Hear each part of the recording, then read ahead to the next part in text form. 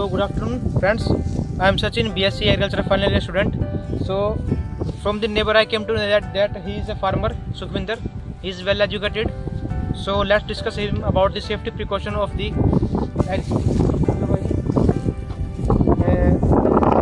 Agriculture के। तो जैसे मेरे को पता लगा कि आपका यहाँ पे स्प्रे का काम चल रहा है, आप विद्यार्थियों के लिए स्प्रे कर रहे हैं। ओके, तो जिन्हें आप स्प्रे कर रहे हैं तो स्प्रे जब भी आप करते हैं आप खुद करते हैं खेत में, तो आपको इनके बारे में तो आपको पता ही होगा कि जो केमिकल होते हैं सारे कुछ केमिकल नुकसानदायक होते हैं। तो फिर आपने को सेफ्टी प्रिकॉशन वगैरह यूज़ करते हैं आप? अच्छा, तो केमिकल के बारे में जैसे आप कर रहे हैं तो केमिकल में नुकसान धीरे धीरे बढ़ता रहता है। एक बार आपने नुकसान लिया, कंसंट्रेशन जो इसकी मात्रा होती है थोड़ी होती है, एक बार तो आप ज़्यादा पानी में घोल के लगाते हैं आप, इसलिए अपने को लगता है कि नुकसानदायक नहीं है, लेकिन धीरे धीरे करते शरीर में इकट्ठी हो जाती है। तो इसके लिए कुछ प्रिकॉशंस है जैसे आपने को यूज़ करने चाहिए। जैसे आपका बॉडी सरफेस, आपकी जो नेक का पोर्शन हो गया, जो पेट हो गया और अंडरआर्म्स हो, जैसे टंकी आप यूज़ कर रहे हैं, आपने टंकी डली हुई है, ये तो अच्छी बात है कि आपने अपना इक्विपमेंट आप बढ़िया यूज़ कर रहे हैं। तो जो ये पार्ट्स होते हैं, इंटरपीट होगी, नेक होगी, पेट होगा, सारे ये केमिकल ज़्यादा अब्जॉर्ब करते हैं हाथ पर हो जाए। तो आपने इसके लिए केमिकल यूज़ करनी चाहिए। तो सबसे पहले आप अपने ये बाजू फोल्ड कर लीजिए। मेरे पास ये है, इसमें कुछ है। तो आपने स्प्रे रखने से पहले आप कितनी मत हो ध्यान रखते हैं। तो आप मान लो आप चलते हुए तो आप स्प्रे करने से पहले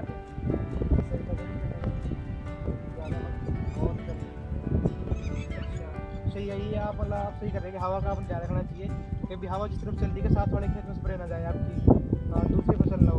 और हवा का रुख जैसे आप बता रहे हैं, आप अच्छे पढ़े लिखे, आप सबसे पहले आपके पास है आपके स्वेटर लड़की मास्क ये आपके पास आपने कोई मास्क नहीं अपने पास, इसके अलावा कोई मास्क आपने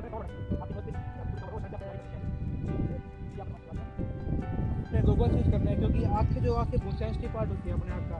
आँखों में आप थोड़ी देखते हो, थोड़ी सी मिर्ची या कुछ भी मट्टी पड़ जाए तो अपने काफ़ी दिक्कत होती है। तो आपने ये हाँ बिल्कुल, आपने चीज़ देख के भी होगी दिक्कत आपने कभी। तो आपके साथ में खेत में कोई भी काम कर रहे हैं और जैसे मान लो गोबर स्प्रे कर रहे हैं, जैसे आप साथ में मैं भी काम कर रहा हूँ यहाँ भी, तो मुझे भी ये चीज़ यूज़ करनी चाहिए चीज़ ये वाली। तो आप जब भी स्प्रे करें तो आपको ये ध्यान रखना है कि आप साथ छोटा बच्चा वगैरह ना हो, क्योंकि छोटे बच्चे सेंसिटिव होते हैं। और आपको ये यूज़ करना है ग्लव्स, ये आप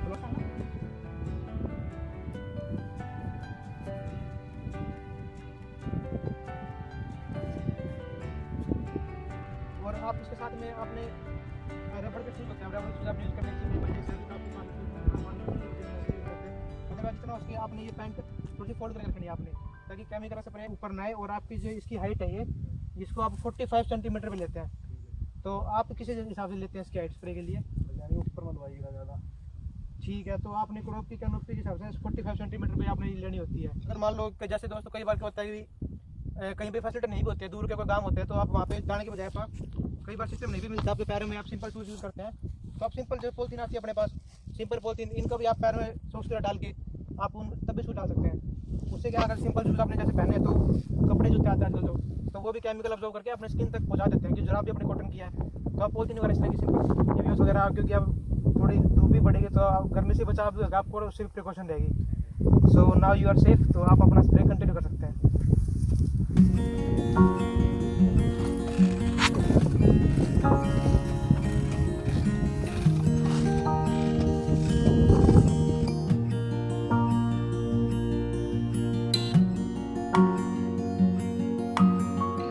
So friends, most of the farmer usually use this kind of cloth, locally called gamcha and parna or tolia etc. So they use it for the protection to avoid sunshine and heat. So they use simply by putting it around the neck and the head. And so what is the drawback of this method?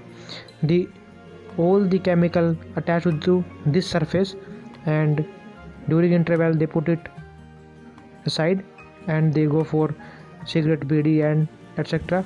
They go use to tack, and after some time they again use it for the operation, and now they use it randomly.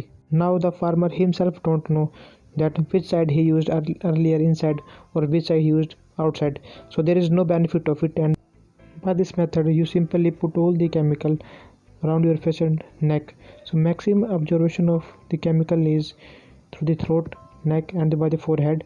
So you always keep mind that your skin of face is 10 times thinner than the hand's palm skin. तो ये आपका hand operated pump set है। तो जो most of small farmer है खाने के लिए यूज किया जाता है, यूज करना है। ये जब आप टंकी को आप यूज करते हैं स्प्रे के लिए, तो जैसे आपने बताया था कि कई बार ये इसका बैलेंस नहीं बढ़ता है, तो जैसे आप अगर आप इसके क्या इसको सही करने के लिए उतार के दिया, जब उतार के तो आपने यहाँ से लो कर देना है, क्योंकि जब स्प्रे करेंगे इसमें भी आपका केमिकल भरा होगा, आप उतारते हैं इसको किसी करेंगे। तो दूसरे काम की बात आपके ये है कि आपने डिफरेंट इसमें वाल्व दिए हुए हैं, इसके जैसे आपके वाल्व दिए हुए हैं, ये वाल्व के अंदर आपने टंकी जैसे। So one more thing I observed in this village named Veer Mathana in Kurukshetra district is that most of the farmers are aware about the harmful effect and toxicity of the chemicals. So most of the farmers made a overhead rack like that, you can see here is that. So they store their pesticide and chemical, and you can see that in brown tray he stored all the chemicals and agrochemicals in that tray, so that it may remain out of the reach of the animals and children also. To show you that the farmer usually don't dispose the empty hashes, and as you can see here, this is 70% vegetable powder, herbicide, and this is insecticide here, and here there you also may find the other packets also. So they don't dispose it properly, otherwise they have to dispose it in the pit, dump in the pit. They don't dispose and spread it everywhere, and there is, you can also see that the crop for domestic person is also grown side by side channel, and as you can see I got this packet here beside this channel, so it may contaminate to this field. And a few farmers also grow berseem and fodder crops side by their channel, and this is also very wrong practice. So one more thing I want to ask from the farmer,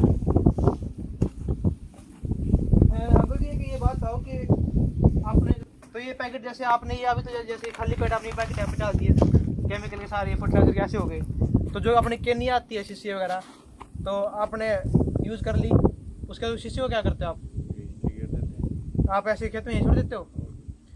तो उसके लिए आपने आगे से क्या चीज़ ध्यान रखनी है, जब आप शीशी ऐसे यूज़ करोगे ना दाएं बाएं, आपने ऐसे छोड़ दिया तो उसको ब्लेड से तो उसको तोड़ के शीशी को या फिर चीरा मार के उसको ऐसे छोड़ना ताकि वो दोबारा यूज़ ना हो, क्योंकि केमिकल है। आप मान लो कि दाएं बाएं बंदा सुबह सुबह खेत में भी निकले तो बंदा कई बार वो भी यूज़ कर लेते हैं, छोटे बच्चे हैं दाएं बाएं वो भी शीशी कई बार यूज़ कर लेते हैं, छोटे डब्बे जैसे मान लो आपने गिलास वगैरह वहाँ पे। I want to show you here this also as they may also use it as a container. So I am in the farmer's field. So today what I observed here, I observed that farmer usually don't destroy the empty sachets and packets of the, this is a sulfix contact fungicide of, and this is selective herbicide IMAX. So this is very hazardous chemicals, and farmer usually left as such in this field. As you can see this, here is the left is as such, and here is also packet like this. They don't destroy the packet at all, and this can be even consumed by the animals, stray animals, and they may cause them damage.